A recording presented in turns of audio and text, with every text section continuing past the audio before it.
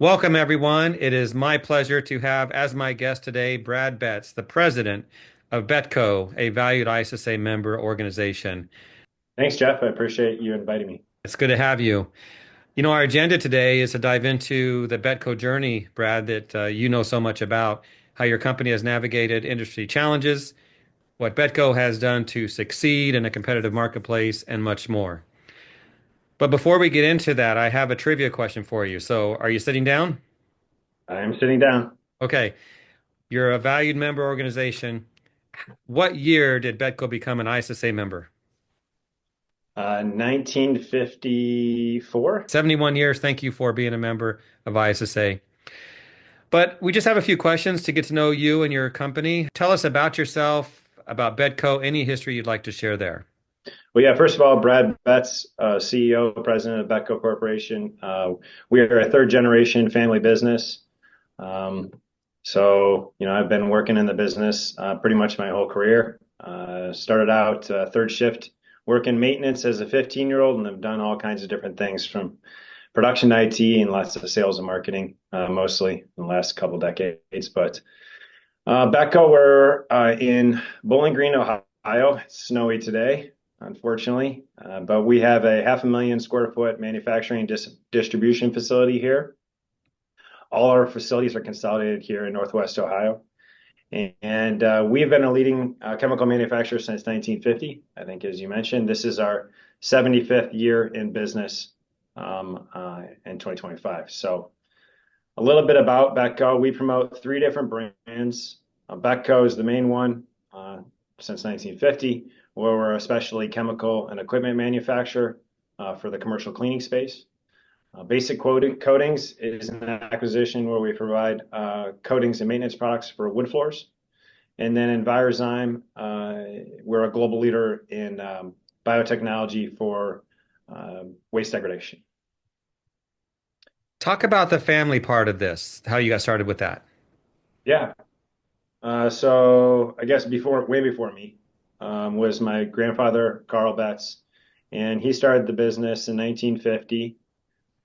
There's kind of a big history in Northwest Ohio of janitorial sanitation manufacturers. And I don't know if everyone's aware of that, but what I've been told was that my grandfather worked for a company called Van Ness Janitorial Supply, and they distributed all kinds of brooms, brushes, cleaning supplies before there was a whole industry of cleaning supplies. And that company started a company called National Labs, and they had a lot of success with a product called NL Concentrate. And my grandfather worked there for a very short period of time and then went and started Betco with two products, an all-purpose cleaner and a toilet bowl cleaner. And many companies that started out of that National Labs, Van Ness Janitorial Supply, Genesis, are in the Toledo area. There's probably, you know, 7 to 10 different manufacturers in our area that it all came from that framework.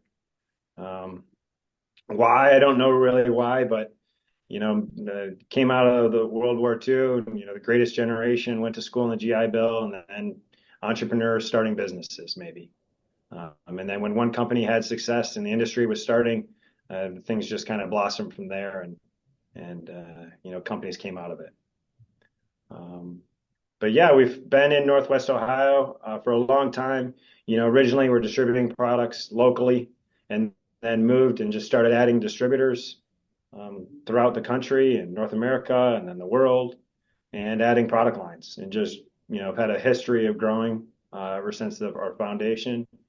Um, and a long way from the beginning to now, and things that happen in between. You started at the bottom. Here you are running the company. What do you like the most about what you do? What's your favorite part? Like, it's always exciting. There's something going on. It's never the same, and I embrace that challenge. One of the challenges, it's a legacy of family business, and so my efforts are to try to figure out how to continue to be flexible and figure out how to grow the business going forward for generations to come. Mhm. Brad, you mentioned all the other companies in Ohio. Ohio must be a very clean state, thinking about all the janitorial supplies we have here. And I'm in Columbus, Ohio, so just south of you. But If you were to tell someone what's different about Betco that makes you stand out amongst the competition, friendly competition, no doubt, what would that be? Yeah, I mean, we're all in for our customers. We're a family business, so anyone can have a relationship with anyone in our company. There's not as much hierarchy, and we're very flexible and fast to respond for our customers' needs. That's definitely important to our business. We do have that culture of family, so internally, a lot of that's caring for others, collaboration, and respect. And I'll talk about this probably quite a bit, but we've had this legacy and constant focus on continuous improvement. And this concept of always becoming better is definitely, something that I think what people would see about our business.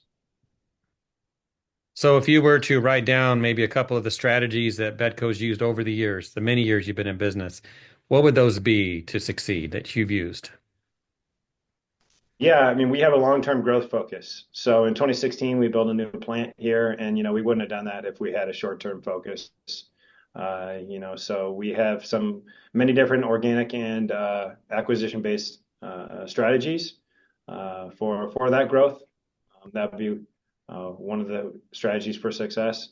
Uh, how do we approach the market? We have various sales channel support.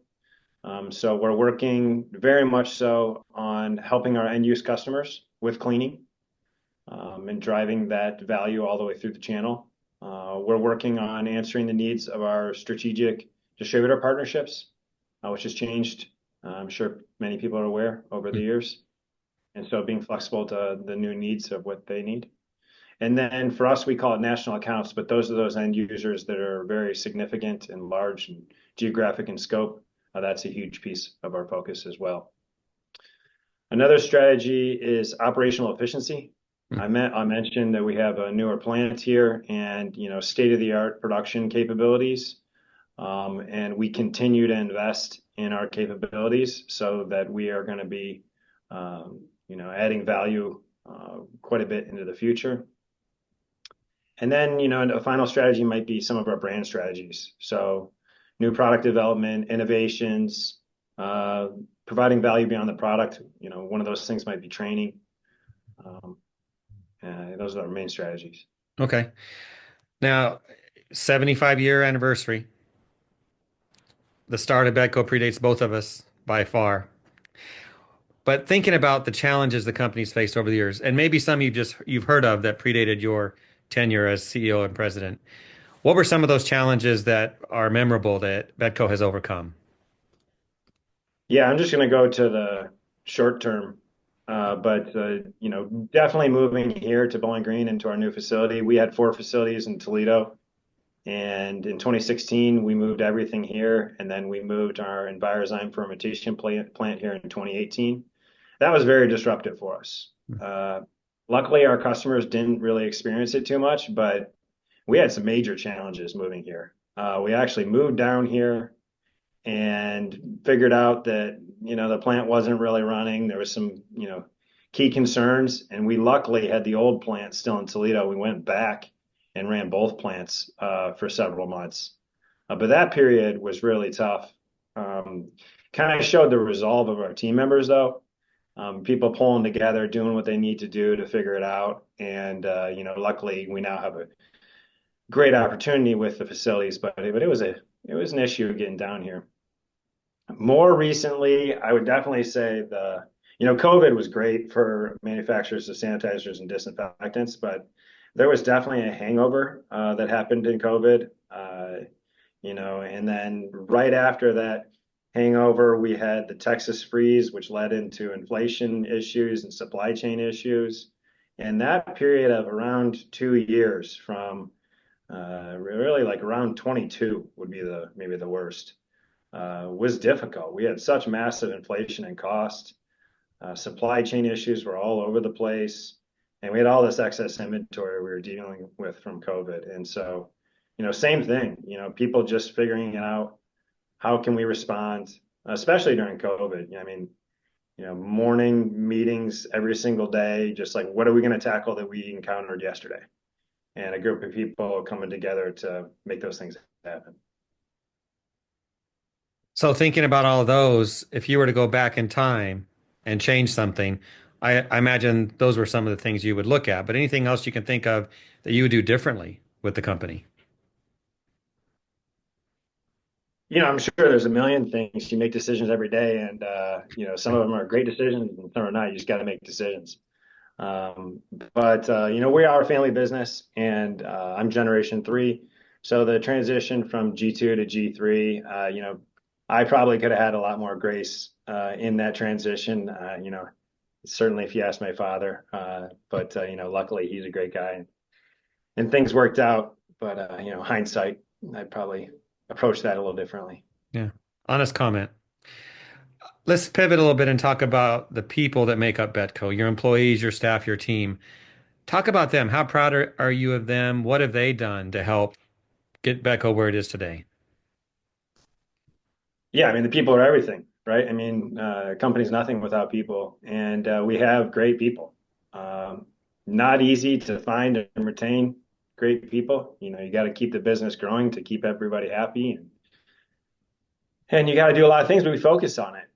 I mean, people development, focus on culture is one of our key organizational objectives. And there's all kinds of stuff that we do from a leadership development standpoint, recognition programs, and cultural programs. But we do a lot and we focus on it. Brad, at ISSA, we really believe in training. At ISSA show, you see so much uh, evidence of how training is impacting the industry. I have to think Betco is one of the leaders in training. Can you talk about what you're doing with your training platforms? Yeah, I mean, if we just supplied cleaning solutions and nothing else, we'd be very commoditized. So we're focusing on support beyond the product, and training is a huge piece of it. We've made a big investment into specifically digital training. We have a platform called My Betco, and it just recently rolled out in a newest version, and it's a fantastic opportunity for both distributors and cleaning customers to um, get accreditation, get OSHA requirements, but we have all kinds of interactive e-learning courses, and it can provide a lot of value for the cleaning industry. You're an ISSA member, 71 years. What does that partnership look like for you? I'd love to hear how ISSA has helped with the journey for Betco. Any good stories to share from ISSA show or anything like that? Yeah, we have a lot of old photos that are around for our facility, and a lot of them are from ISSA shows in the 50s, 60s, 70s, whatever, of my grandparents being there writing orders. And ISSA, I think, was foundational for the growth of the business. And that's where they met their customers.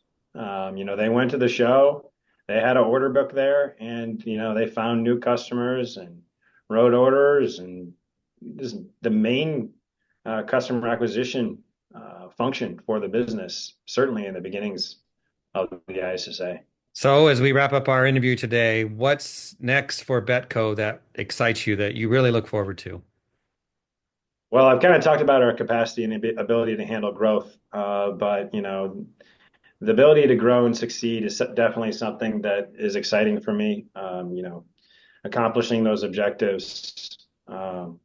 I didn't talk a whole bunch about our Envirozyme business, but it's definitely hand in hand with a push towards sustainability. And one thing it does is it diversifies our business a little bit, gets us into new markets, channels, and product lines. But we're a fermenting bacteria that we both use anywhere from the agricultural industry to help displace pesticides and all kinds of products from aquaculture and all these different markets. In the cleaning side of the business, one exciting use of that technology is the concept of probiotics, no different than they are in your gut. Hmm. Using probiotics on surfaces for competitive exclusion, where the thought is if you're helping clean an environment with microbes that are good for the environment, you're displacing the ability for bad microbes and viruses and bacteria to occur. And so that type of sustainability push, especially with our internal technology, is something that really excites me.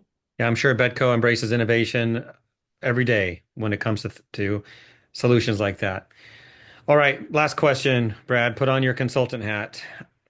share some business or operational advice with our ISSA members, things you think that we could all learn from.